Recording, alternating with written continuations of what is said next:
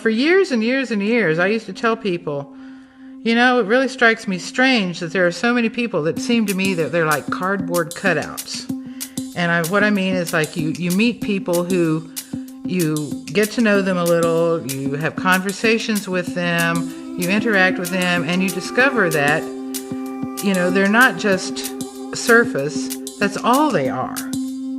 You think, well, if I get to know this person better, they'll talk to me about a deep subject. They'll exchange with me a deep conversation. They will tell me how they really feel. They'll tell me about their hopes. But then you get to know them better and better, and you find out that the only thing there is somebody who talks about football, soap operas, what they shopped for, where they went for their vacation, their new car, the new drapes in their house, and then they just go around that circle again, and around that circle again, and around that circle again, their entire lives. There is no depth to them. There is nobody inside. They are like simulacra of human beings, like everybody else, had met and interacted with at various levels, thousands and thousands of people. And there were these people who stood out as being like cardboard. You go into a store and you see a cutout of somebody trying to sell you something, and it's got a stick on the back of it that props it up. And it looks like it's life-size, and it's like a life-size man or woman. And then you look around behind it, there's a stick holding it up. There are human beings like that. If you walk down the street and you understood how many people you pass are dead, their essence, their inner being, if there was no inner being to them, you would go mad with terror if you understood how many there are. Organic portals. There are people who have only 2 lights in their makeup, but then there are others who have more. They have 3. And those are the people who have soul potential, so to speak. Some evidence that there are significantly different types of human beings on the planet, genetically speaking. It's that there are people who are children of another God. Human-looking beings who do not have souls as we understand them, as individuated souls, that they are basically animated by the equivalent of an animal soul that goes back into a soul pool, when the body dies. And this, of course, really explains one of the problems that's plagued human beings for millennia, that there are people who are really convinced they have a soul and people who declare that it does not exist. Well, what if they're both right? What if the people who really know that they have a soul and really believe in the existence of the soul are those who have one, and those who simply cannot ever under any circumstances conceive of such a thing, or believe in such a thing, or see evidence for such a thing, or have experiences of consciousness that is not directly connected to a physical body, maybe they're telling the truth. And this is a really big conflict among human beings. But there is a defective version of the non-soul being, which is what we have come to know as the psychopath. Our definition of the psychopath is really specific. It's a genetic thing. You're born that way. It's not something that you acquire or get. And it's also not something that necessarily anybody can see from outside behaviors. You may have to interact with an individual for a very long period of time before you come to realize that they have no conscience and that they simply will do everything they do, to further their own ends, and that nobody and no thing else ever turns them from what they want to do, their immediate gratification. And I'm sure everyone has had somebody like that in their life and in their experience.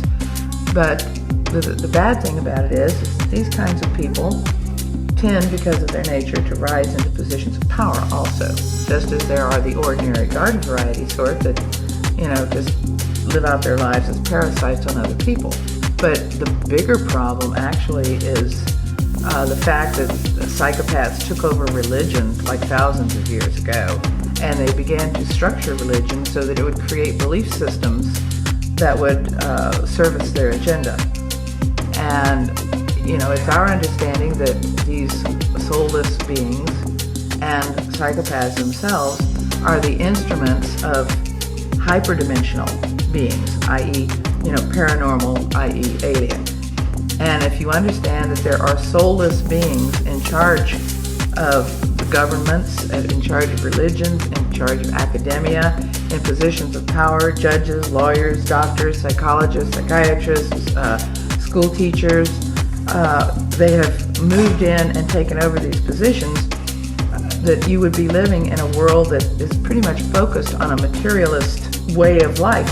They use religion to create a belief in some resurrection of the dead at the end of time, where all the saved people are going to be resurrected to have a physical body. So this actually is a materialist view of the world.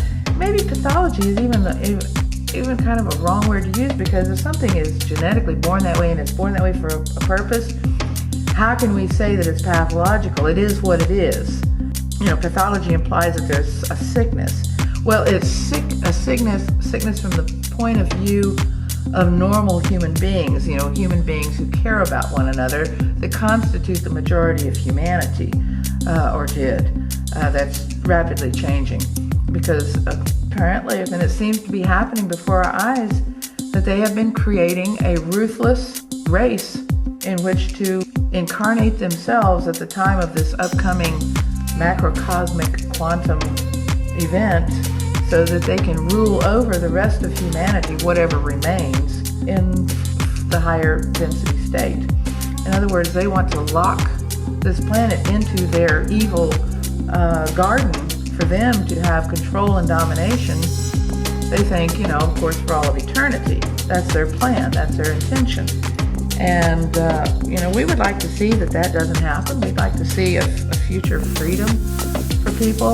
But the people, can't do it until they can connect together in a certain way. And they cannot connect together in a way that can block that hyperdimensional. In other words, what we want to do is we want to cut off their power supply. There are all these pathological people on our planet, and they're getting fueled by these hyperdimensional negative beings that are negative. You can't even plumb the depths of their negativity. You read about the most horrible crimes that have ever occurred, committed by so-called humans on this planet, and you're getting a little bit of the picture of what their internal landscape is like. Okay?